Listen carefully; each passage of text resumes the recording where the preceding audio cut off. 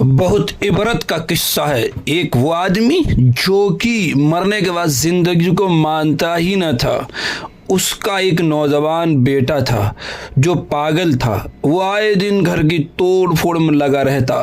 تو وہ ڈاکٹر صاحب کے پاس آئے، اس نے کہا کہ اس نے میری ناک میں دم کر رکھا ہے، پورے دن توڑ پھوڑ کرتا ہے گھر میں، ڈاکٹر صاحب کچھ کریے اس کا ورنہ میں اس کا گلا گھونٹ دوں گا۔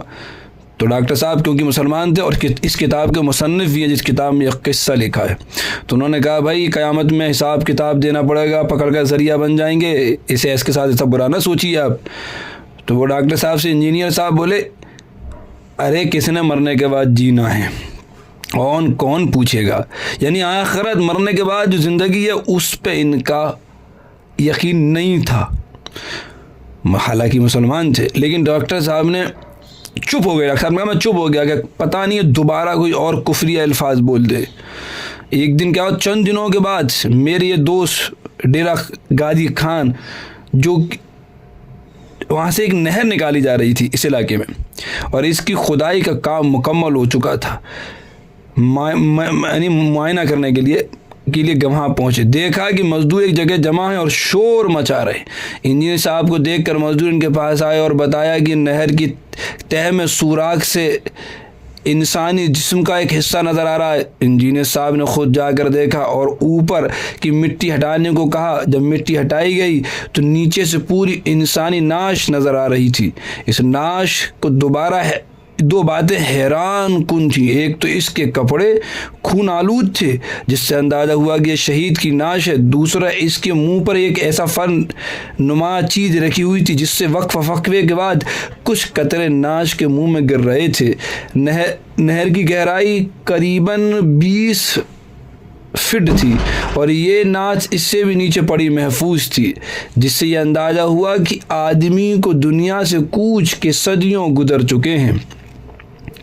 اسی شام کو انجینئر صاحب میرے گھر یعنی ڈاکٹر صاحب کے پاس یہ واقعہ سنانے آئے کہ قرآن پاک میں جو یہ کہا گیا ہے کہ شہیدوں کو مردہ مت کہو بلکہ یہ زندہ ہیں اور رزق دیا جاتا ہے، میں اس آیت کی زندہ مثال دیکھ کر آیا ہوں اور مجھے مکمل یقین ہو گیا ہے کہ مرنے کے بعد بھی ایک زندگی ہے جس کا یوم حساب مجھے حساب دیا جائے گا، کیونکہ اگر ایسا نہ ہوتا تو زمین اس شہید کو بھی کھا جاتی جو صدیوں سے زمین کے اندر محفوظ ہے۔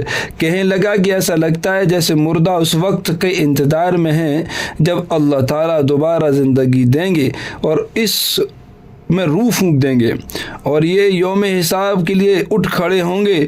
انجینئر صاحب نے عرض کیا کہ آپ کے اور ہمارے قیامت پر ایمان لانے پر فرق ہے۔ انجینئر صاحب سے کیا کہا کہ آپ کا اور ہمارا حضور اکرم صلی اللہ علیہ وسلم پہ ایمان لانے میں یہ فرق ہے کہ ہم نبی اکرم صلی اللہ علیہ وسلم کی بات پر ایمان لائے اور آپ تو خود دیکھ کر یعنی مشاہدہ کیا ہے، آپ یقین لائے۔ اس واقعے کے بعد انجینئر صاحب اپنے لڑکے کو نقصان پہنچانے سے ارادے سے بھی باز آ گئے اور آخرت کے بارے میں اپنی سابقہ آزاد خیالی سے بھی پکی توبہ کر لی۔ تو بھائی مرنے کے بعد حساب کتاب دینا پڑے گا، اسی لیے ہر نیکی اور ہر برائی کا خیال ہے، کیونکہ نگرانی کرو دل کا رجحان کدھر جا رہا ہے۔ آخرت پہ یقین مضبوط ہوگا تو آدمی گناہوں سے باز جائے گا۔ فَمَن يَعْمَلْ مِثْقَالَ ذَرَّةٍ خَيْرًا يَرَهُ وَمَن يَعْمَلْ مِثْقَالَ ذَرَّةٍ شَرًّا يَرَهُ، ذرے کے برابر خیر اللہ وہ بھی دکھائیں گے، ذرے کے برابر برائی وہ بھی دکھائیں گے۔